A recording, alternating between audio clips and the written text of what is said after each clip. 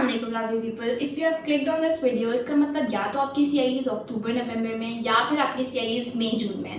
And अगर इन दोनों में से नहीं है but still you have clicked on this video, watch this video till the very end without skipping any second, because this video is gonna be very beneficial for you, because I am gonna tell my all of my O2 secrets and tips which I have learned in this video.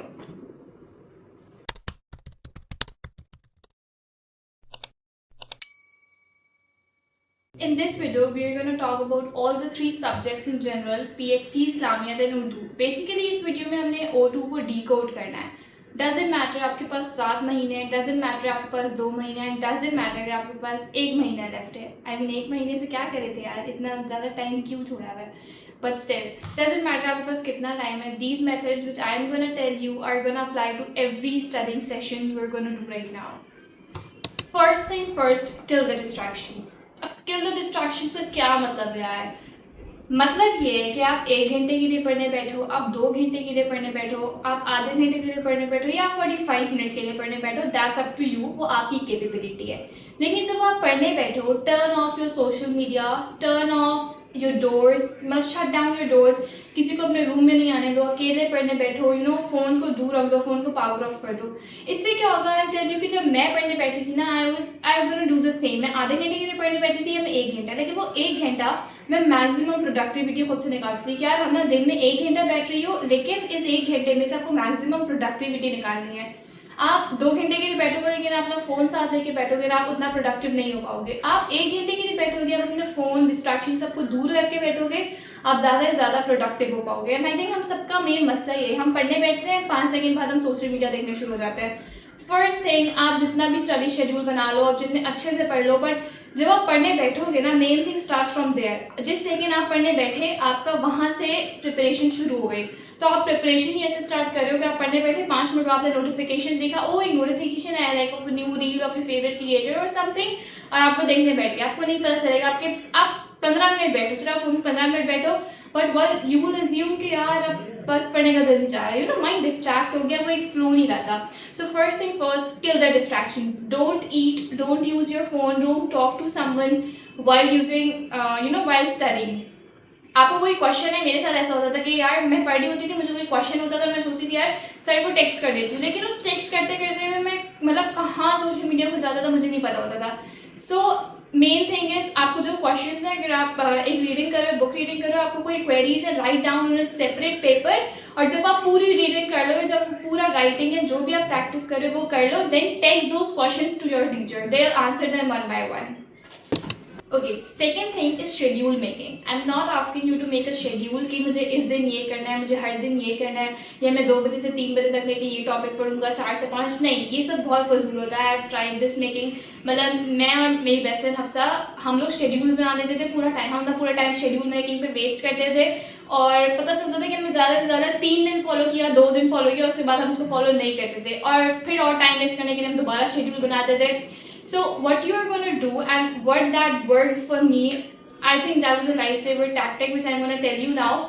एक paper लो या एक journal लो, जहाँ पे भी अपने history के notes बनाते हो, ज्योग्राफी नोट्स बनाते हो, उसके फर्स्ट पेज पे क्या करो, हिस्ट्री की हेडिंग डालो, write down all the topics, सब टॉपिक्स नहीं, write down all the topics that you have to cover. ठीक है, उसके आगे 3 बॉक्सेस बनाओ, 1 box for the book reading, 2nd box for the past paper and 3rd box for the revision. अब जब आप बुक रीडिंग कर रहे होगे ना, separately make the notes, separately make the highlighted points, कि आपको जो लगता है ना आपको याद ही नहीं रहेंगे. जैसे हिस्ट्री में होता है कि आपको 4 मार्कर्स बनाने होते हैं, इस्लामिक में तो 4 मार्कर्स आप नहीं बना सकते, उधर एनालिटिकल थिंकिंग होती है. And make a separate video on all of these 3 subjects. अभी तो मैम जनरली इन तीनों की बात कर रहे हैं. सो शेड्यूल मेकिंग में आपने क्या करना है, take a page, write down the heading of the subject, write down the topics, and आगे 3 बॉक्सेस बनाओ, 1 for the book reading, 2nd for the past paper solving and 3rd for the revision. इस तरह से क्या होगा कि आपके पास जब एक पेज होगा ना, सो आप जो जो चीज़ें करते जाओगे ना, put a tick in the box. इस तरह आपका पूरा सिलेबस 3 दफ़ा रिवाइज हो जाएगा, बिकॉज पास्ट पेपर्स में भी आप रिवाइज ही कर रहे हो. तो सो फर्स्ट आपने बुक रीडिंग करनी है, 2nd आपने पास्ट पेपर सॉल्विंग करनी है, 3rd आपने वो सारा रिवाइज करना है जो आपने हैंड रिटन नोट्स में लिखा होगा या जो आपने बुक में हाईलाइट किया होगा. ऑफकोर्स जब आप बुक रिवाइज करने बैठते हो तो आप पूरी बुक दोबारा तो नहीं पढ़ते ना, आप वही चीज़ें ज़्यादा नोटिस करते हो जो आपने हाईलाइट की भी होती है, जो आपने मार्क की भी होती है पेन या पेंसिल से. So that's how you have to make your schedule, you know, and it's very beneficial to make your schedule like this. Okay, third thing is the most confusing thing for many of the student. मुझे भी होता था कि यार मैं देखती थी लोग इतनी सारी बुक्स पढ़े हैं, लोग नाइजल कैली की बुक पढ़े हैं, लोग नाइजल स्मिथ की बुक पढ़े हैं, and I was very confuse यार मैं कितनी बुक्स पढ़ूँ. मैंने आपको बताती हूँ, मैंने हर नोट से पढ़ा था.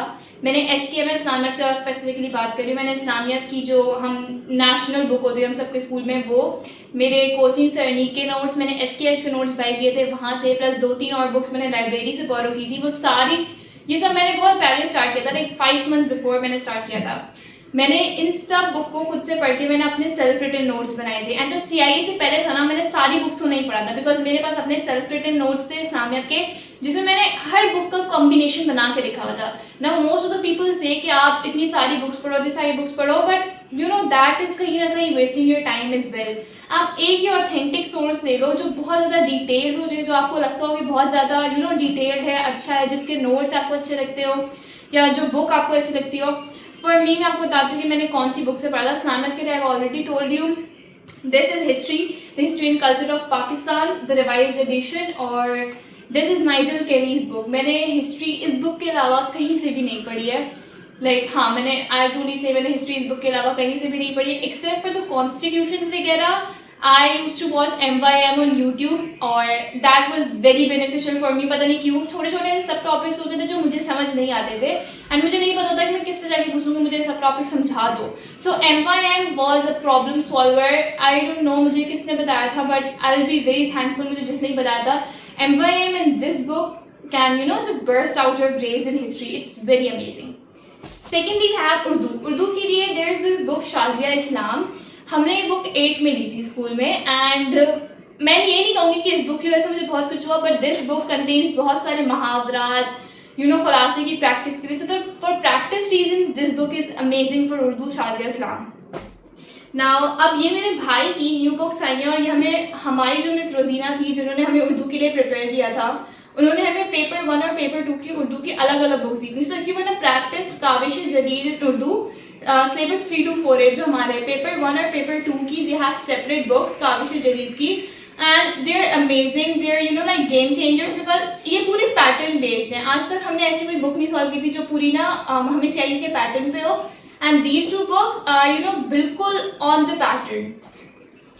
कमिंग टूवर्ड्स जोग्राफी, मेरा आई गेस मेरा PhD में अगर A भी आया ना तो वो जोग्राफी की वजह से आया है, because I was alhamdulillah very well prepared. This is Humayun सेठी की 7th edition जोग्राफी. हर साल आई गेस न्यू एडिशन आती है, and this is the environment of Pakistan. Mostly schools जो आपको लेवल्स करवा रहे हैं, they have the same books which I showed you ना. So this is the environment of Pakistan, Humayun Sethi. It is very very very very detailed. और I guess geography के लिए मैंने सिर्फ इससे ही पढ़ा था, बिकॉज अगर आप इसको ही पूरा पढ़ लो ना भाई, आपको सलाम है. मैंने इसको सिर्फ 2 दफ़ा पढ़ा था अपने पूरे यू नो इंटायर साल में. 2 दफ़ा मैंने इस बुक को कंप्लीट किया था, जो मैंने एक्चुअल में सही तरह पढ़ा था, एंड 2 दफ़ा में I guess I was very well practised. I tell you about the past papers in the next segment, you know. And this is Islamiyat की बुक, डॉक्टर साकिब मोहम्मद खान की और डॉक्टर हबीबुर रहमान की, which I was telling you. हर school में this book is being followed, हर school में. ये book भी अच्छी है, बट और भी न्यू बुक्स आ चुकी है जो इससे ज़्यादा अच्छी है. So if you planning to buy on a new book for Islamiyat, don't go behind this book, there are more detailed books in the market as well. So this was all for books जो मैंने आपको बताया. अब बारी आती है you know CIS के point of view से सबसे मेन टॉपिक की, which is time management and written practice. लोग कहते हैं यार कि बुक रीड करते जाओ, रिटन प्रैक्टिस इतनी ज़्यादा नहीं करो, रिटन प्रैक्टिस से टाइम वेस्ट हो रहा है और फिर तुम वही चीज़ें लिख रहे हो. बट ट्रस्ट मी, अगर आप रिटन प्रैक्टिस नहीं करोगे ना, never think that you are gonna you know score A star, especially in PhD Islamiyat Urdu का भी इतना नहीं जितना PhD Islamiyat I am talking about. मैंने जितनी रिटन प्रैक्टिस की थी ना, I tell you in the last week my whole thumbs were you know swollen, and मेरी जगह काम नहीं करी थी लास्ट वीक में, लाइक मेरे फिंगर्स की वही जगह. And Manisha told Manisha sir हम ना पागल नहीं बनो, मतलब तुमने कल पेपर देने जाना है, इतना ज़्यादा भी मत लिखो. बट बिलीव मी, जितना मुझे रिटन प्रैक्टिस ने मिली, मुझे बेनिफिट किया ना पेपर्स में, I would thank nobody else अपने अलावा, बिकॉज आप ही होते हो जो अपना ग्रेड डिटरमाइन करते हो. Of course not the examiner, not the one who is making the paper, because आप पेपर में लिख के आ रहे हो ना, सो वो आप पे डिपेंड करता है. सो जितनी ज़्यादा रिटन प्रैक्टिस कर सकते हो आई वुड से उतनी ही करो, बिकॉज रिटन अगर आपको पता होता ना कि रिटन प्रैक्टिस कितनी ज़रूरी है, आई वुड से कि आप अभी जो वीडियो देख रहे हो ना इसके 2 सेकंड बाद ही रिटन प्रैक्टिस स्टार्ट कर देते if you would have known the importance of the written practice, you know. Coming to the time management, there is this very simple tip I would give you for time management. For example, अगर आपका 1 hour 30 minutes का paper है, आप एक पास paper उठाओ, पूरा पास paper का variant उठाओ जो आपने सॉल्व करना है, आप उसको सॉल्व करो. 1 hour 30 मिनट्स का टाइमर लगाओ पहले, ठीक है. पहले तो आप उसको सॉल्व करते रहो, मतलब डिफरेंट पास पेपर सॉल्व करते रहो 1 hour 30 मिनट, जब तक आपको आदत नहीं हो जाएगी. एट वन पॉइंट एक टाइम आएगा जब आपको आदत हो जाएगी कि आप 1 hour 30 मिनट्स में वो पेपर पूरा सॉल्व कर लोगे. फिर आप क्या करो, 1 hour 25 मिनट्स का टाइमर लगाओ. इतनी प्रैक्टिस करो कि एट वन पॉइंट आप 1 hour 25 मिनट्स में वो पेपर सॉल्व करते रहोगे. देन 5 मिनट और पीछे करो. ऐसे करते करते आप जो टारगेट बना सकते हो ना अपने माइंड में कि मुझे इतने में पेपर सॉल्व करना है, आप वो करना स्टार्ट करो. इवेंचुअली आपकी राइटिंग भी अच्छी होती जाएगी, बिकॉज आप जितना प्रैक्टिस करते जाओगे your letters will become more prominent, और अल्फाबेटिकल कर्सिव भी आपकी ठीक होती जाएगी. So written practice and time management is very important. अक्सर लोगों को पूरा पेपर आता है पर उनका ग्रेड किस वजह से रह जाता है. अगर आप पूछो, मेरे साथ ऐसे स्टूडेंट्स थे जो टॉपर थे बट 4 मार्क्स का क्वेश्चन रह गया, इतने मार्क्स का क्वेश्चन रह गया. One more very important tip I'm going to tell you guys is कि in history start with the 14 marks question.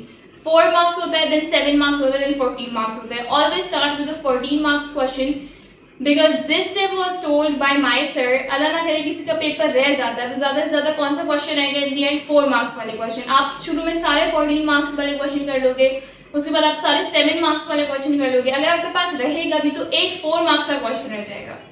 आपके पास ये ज़्यादा सही नहीं है कि आप एक 4 मार्क्स वाला क्वेश्चन छोड़ के आओ बजाय पेपर में 14 मार्क्स वाला. फर्स्ट ऑफ ऑल के छोड़ के नहीं आना, लेकिन सेकेंड ऑफ ऑल अगर ऐसा हो जाता है कोई मिसहैप कि आपको टाइम थोड़ा सा पेपर छोड़ना पड़ता है थोड़ा सा, तो आप 4 मार्क्स वाला आपके रह जाएंगे. So start from the longest mark question. Okay, we are almost at the end of the video and I think हमें 2-3 और चीज़ों की बात करनी चाहिए. I have received a lot of comments हम कोचिंग कहाँ से है. I guess best of the coaching जो आपने अभी तक O2 के लिए सुना होगा, that would be SKH and sir Khurram Hussain वाला. And I have personally taken my coaching from experts academy from model colony वाला ब्रांच. आई वुड से यार कि coaching, I don't know if coaching is important और not, but self study is very important. मैं अगर coaching ना भी लेती ना, सो मतलब मुझे ऐसी बात नहीं कि मैं अपने कोचिंग को डिग्रेड कर रही हूँ, because my coaching has mould me into this. ठीक है, Sir Nick is the best teacher I could ever found in O2 and Miss Rosina is the best teacher I would ever find in O2 as well for Urdu. And these teachers have molded my personality, have molded my thinking abilities. और lecture सुनते हुए होता था ना कि एक story चल रही है और आपको स्टोरी जब सुनते हो ना आपको वो स्टोरी याद रह जाती है. आप कुछ पॉइंट्स भूलोगे, आप पूरी स्टोरी नहीं भूल सकते. So if you taking coaching तो आप देख लो आपको कौन सा कोचिंग ठीक लगता है. For me I took experts and self study is very important. आप कुछ चीज़ें पढ़ोगे आपको नहीं समझ में आ रही, for that you have various YouTube channels. जैसे I told you about MYM, he is amazing, he is a brilliant teacher as well. मैंने बहुत MYM से हेल्प की थी. Moreover, if I'm going to talk about the tips, I've already told you the बीच में video के बीच में, if you've not skipped, you will have listened to all the tips that I've told you. And I guess this was all for today. And मैं individually बनाऊंगी, inshallah I'll make individual videos in each of the topic कि आप हर topic को कैसे cover कर सकते हैं. And if you have any question regarding anything, just drop down in the comment box. This video was a bit too long, but it carried all of my general knowledge which I had and which I applied to get straight A's, alhamdulillah. And थोड़ा सा O3 में मुश्किल है, but we'll get up our game and inshallah. Okay, so comment down anything or any question you need to see in the next video. Till then, Allah Hafiz.